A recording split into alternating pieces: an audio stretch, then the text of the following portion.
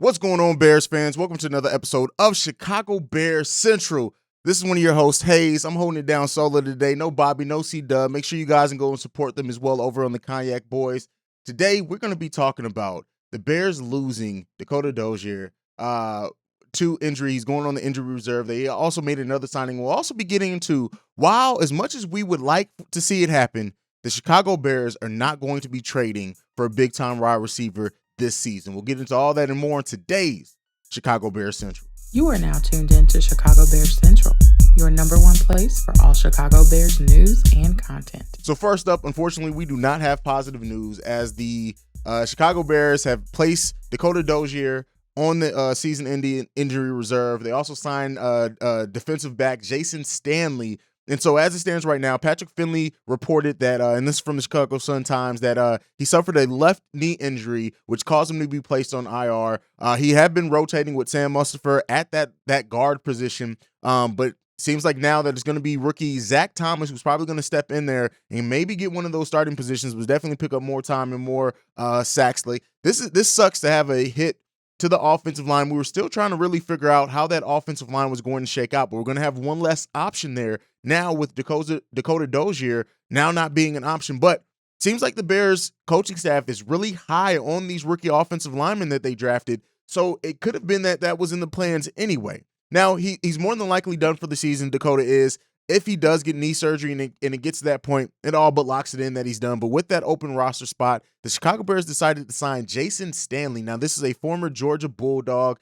He's also played with the Seattle Sonics. I wish there was a Seattle Sonics team. The Seattle Seahawks. And he played in 8 games last season. Only saw 7 snaps, but he saw 60% of the snaps on the special teams. So maybe he's going to be a player on the special teams for the Chicago Bears, as I really haven't talked about or even really thought about, for that matter, the special teams so far this season. I think, is Velius Jones an option also to be our punt and kick returner? But nonetheless, with that being said, unfortunately, this just puts the Bears in the situation where they're going to have one less option. Do they now make a deal? You guys know I had a whole list of offensive linemen that the Bears could take a look at on the trade market, not really the free agent market, but do they look to make a move now to bring in another veteran to keep up the competition, possibly be a starter, things like that? We'll see. It does seem, like I said before earlier in the show, that that this Bears staff is very high on their rookie offensive linemen. So it could just be next man up mentality. We're going to be starting off the season down one less player, unfortunately, but that's really just what it boils down to. This is the NFL. It happens. Like, it was bound to happen at some point in time. It's unfortunate that he didn't even get to preseason for us to really kind of use that competition, use as many bodies as we have available out there to really breed in that competition for that offensive lineman spot. But it really does seem so far like this coaching staff pretty much knows the way that they're going to go. They're going to give everybody opportunity, but for the most part, it does seem like they are pretty set in what they plan on doing with that offensive line, whether that we have questions or not. Those questions are going to be answered soon enough for the Chicago Bears. I'm pretty excited about not the injury, right?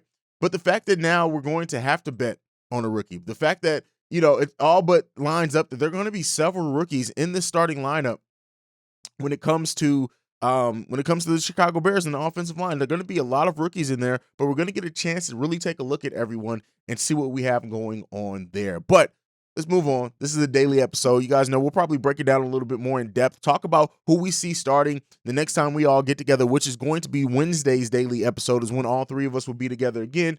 Then we're going to break down who we see making the final roster at this point and things like that. But let's go ahead and get into that training camp schedule. So the Bears did release their training camp schedule. It opens up on July 26th. So we're a little over a month away from training camp opening. There's going to be some availability. There are a lot of practices that are closed to the public, as you expect to be. But hey, if you guys want to go out to Hollis Hall, see the Bears play and practice, this is your time to do it. A lot of 10 a.m. practices here, a couple of off days with no availability, and a couple of closed practices off to the public as well. But now that that's been announced, we know what the Bears are going to be doing from now, or from July, the end of July, until basically September. And so it's going to be fun times for the Chicago Bears. I may even try to make it out to see a practice myself if I can get in one, if it's open to the public, because I've never been open to a Bears practice. The first open public practice is July 28th, which I believe we'll see what I can work. I'll also be in Chicago for the Bulls Festival, September 3rd and 4th.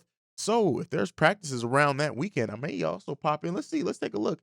No, last practice that is, and those are all closed to the public. So everything from August 29th on is all closed to the public. So it doesn't look like I'll be going in September. So if I do want to go, I may be going down there that July 28th date. But let's go ahead and move on next. So this next topic that I have is just want to talk to you guys about something. While there are a lot of free agents, not free agents, there are a lot of wide receivers right now who either did not report to mandatory minicamp, are expected to try to be moved, or people think they're going to be moved. DK Metcalf is one of those as well.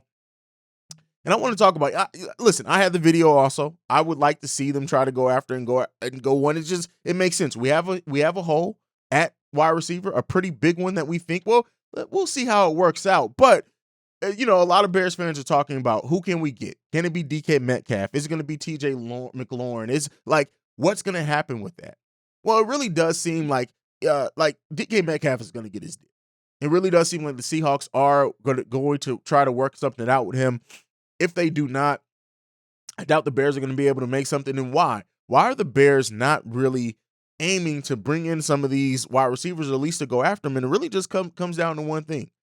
The wide receivers are at an all-time premium kind of right now in the NFL. Now, yes, you have your top of the top, right? You have your best, your clear best, but you can get a pretty good wide receiver instead of paying $24 million for a DK Metcalf or a McLaurin, and just wait and see what you can do when drafting in the draft, where there does tend to be or project to be some really quality wide receivers in the upcoming draft. And when you really think about it and look at what Ryan Poles has done and what they said that they were going to do, is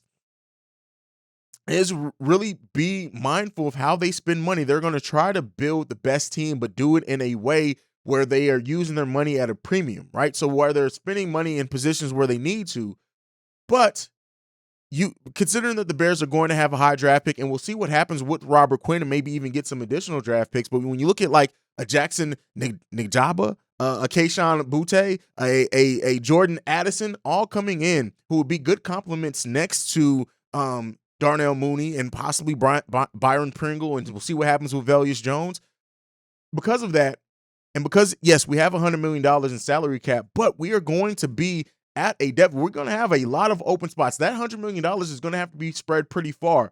So I can definitely see why Ryan Poles is not necessarily looking to spend $24 million on one player per se when you have $100 million in salary cap, but you got to really look at it. Are we going to need edge rushers? It's possible. We don't know what's going on. Still hold my hope out that Larry Ogunjobi is going to end up being a Chicago Bear. But we have so many positions that we're going to need to fill next season that while, yes, as a fan, we want to see the Bears go all in right now, that it really seems like they're going to wait. They're going to try to let these wide receivers develop. They're going to let Darnell Mooney show if he's a true number one.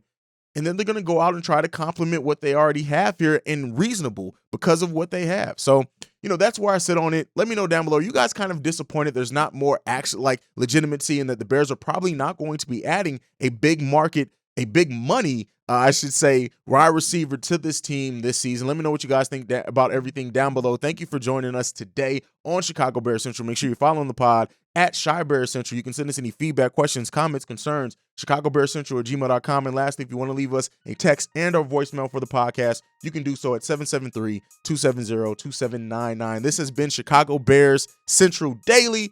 I'm Haize. I'm out. Bear down, y'all. Peace. This has been a presentation of the Break Media.